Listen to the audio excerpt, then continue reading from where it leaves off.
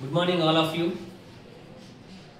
ప్రపంచ విజ్ఞాన గనిగా ప్రపంచానికి క్రమశిక్షణ, నడత, జ్ఞానము నేర్పినటువంటి విశ్వవిద్యాలయము, ప్రపంచంలో రెండవ రెసిడెన్షియల్ యూనివర్సిటీ అయినటువంటి నలందా విశ్వవిద్యాలయం గురించి ఈరోజు మనం తెలుసుకోబోతున్నాం. విశ్వవిద్యాలయాలు విద్యార్థులని భావి భారత పౌరులుగా మారుస్తాయి. కొంతమందిని రాజకీయ నాయకులుగా తయారు చేస్తాయి, అంటే నాయకత్వాన్ని అందిస్తాయి విశ్వవిద్యాలయాలు. సో పూర్వకాలంలో క్రీస్తు శకము 5వ శతాబ్దంలో స్థాపించబడ్డటువంటి నలందా విశ్వవిద్యాలయం గురించి, దాని ప్రాముఖ్యత గురించి మనం తెలుసుకోబోతున్నాం. ఈ నలందా విశ్వవిద్యాలయ స్థాపకుడు కుమారగుప్తుడు.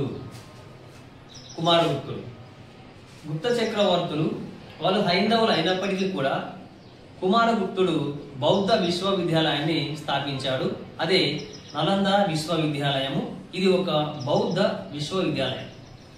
నలంద అంటే అర్థం ఏంటంటే నిలుపుదల లేనిది, ఆపుదల లేనిది. అంటే జ్ఞానాన్ని పంచడంలో దీన్ని ఎవరూ ఆపలేరు, అన్స్టాపబుల్ అని అర్థం. ఆ రకంగా ఎంతో మంది విద్యార్థులని పండితులుగా తయారు చేసిన విశ్వవిద్యాలయము నలంద విశ్వవిద్యాలయం. ఇది బీహార్లో ఉంటుంది.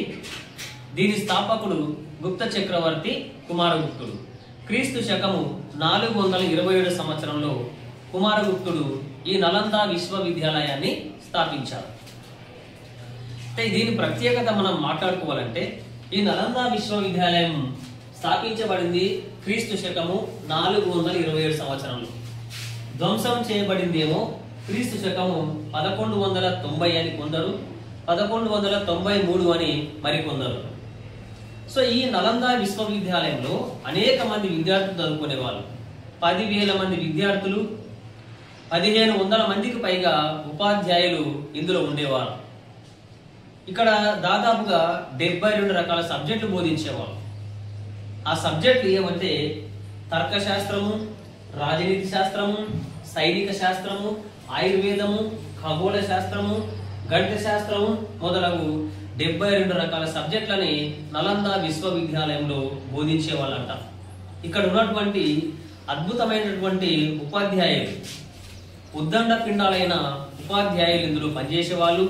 మరి ముఖ్యంగా దిగ్నాగుడు, శీలభద్ర, నాగభద్ర, ధర్మపాలుడు, హుయాన్ సాంగ్ లాంటి ఎందరో మంచి పండితులు ఇందులో పనిచేశారు.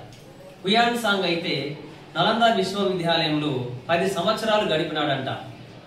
అతడు సంస్కృత భాష నేర్చుకొని నలందా విశ్వవిద్యాలయంలోని సంస్కృత ఆయుర్వేద పుస్తకాలని చైనా భాషలోకి మార్చుకొని తన దేశానికి తీసుకెళ్లాడంట. సో ఈ రోజుల్లో చైనా దేశంలో ఉన్నటువంటి ఆయుర్వేద వైద్య విధానము, ఆక్యుపంక్చర్ విధానము మన దేశం నుంచే చైనా దేశానికి మైగ్రేట్ అయిందని సియుకి పుస్తకం ద్వారా మనము తెలుసుకోవచ్చు. తర్వాత ఇక్కడ గమనించినట్లయితే నలందా విశ్వవిద్యాలయంలో 9 అంతస్తుల గ్రంథాలయం ఉండేది. అందులో ప్రధానంగా 3 అంతస్తుల గ్రంథాలయాలు ఉండేటివి. ఈ నలందా విశ్వవిద్యాలయంలో 1,50,00,000 పుస్తకాలు, అంటే రాత ప్రతులు ఉండేవి. ఆ రోజుల్లో పేపర్ లేదు కదా, కాబట్టి 1,50,00,000 రాత ప్రతులు అనగా పుస్తకాలు అక్కడ ఉన్నాయన్నమాట. సో కాబట్టి ఇక్కడ అంతేకాకుండా మనము ఆర్యభట్ట కూడా ఇక్కడ అనేక గ్రంథాలు రచించాడంట. ఆర్యభట్ట త్రికోణమితిని అలాగే దశాంశ పద్ధతి గురించి రాశాడు. తర్వాత గమనిస్తే గ్రహాంతర వాసులతో కూడా ఏ విధంగా మాట్లాడాలో అనే సైన్స్ కూడా నలందా విశ్వవిద్యాలయంలో ఉండేదంట. అంతేకాకుండా గమనిస్తే ఆర్యభట్ట తన గ్రంథమైనటువంటి సూర్య సిద్ధాంతం అనే గ్రంథంలో సౌర కుటుంబం గురించి ఆర్యభట్ట చాలా వివరంగా అనేక విషయాలు పొందుపరిచినాడు.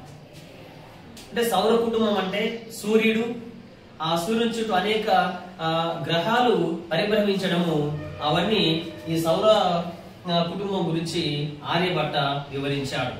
అంతేకాకుండా చంద్రుడు స్వయం ప్రకాశిత గ్రహము కాదని, నక్షత్రమైనటువంటి సూర్యుని యొక్క కాంతి చంద్రుని పైన పడ్డప్పుడు మాత్రమే చంద్రుడు ప్రకాశిస్తాడని ఆర్యభట్ట ఏనాడో తెలిపినాడు. ఇట్లా ఒక పక్కన సైన్స్, మరొక పక్క అద్భుతమైనటువంటి మెడికల్ ఈ నలంద విశ్వవిద్యాలయంలో ఉండేదన్నమాట. సో ఇటువంటి ఉన్నతమైనటువంటి విశ్వవిద్యాలయాన్ని ధ్వంసం చేసింది ఖిల్జీ వంశానికి చెందినటువంటి బక్తియార్ ఖిల్జీ అనేవాడు. నలంద విశ్వవిద్యాలయాన్ని ధ్వంసం చేశాడంట క్రీస్తు శకము 1190 లేదా 93 సంవత్సరంలో.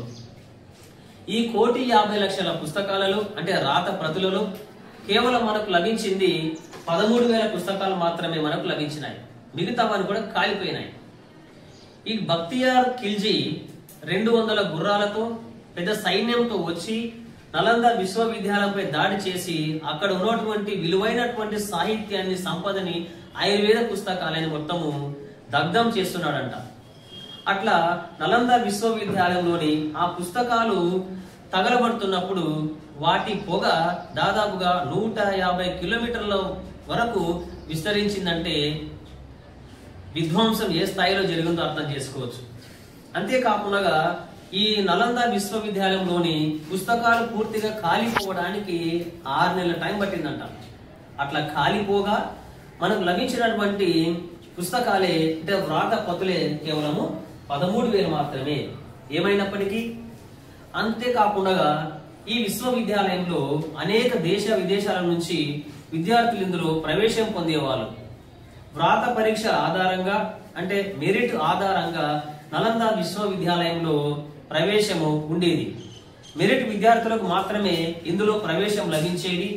అట్లా ఈ విశ్వవిద్యాలయంలో ప్రవేశం లభించినటువంటి మీకు ఈ వీడియో నచ్చినట్లయితే లైక్ చేయండి, షేర్ చేయండి, సబ్స్క్రైబ్ చేయండి. Subscribe my channel NSR@history.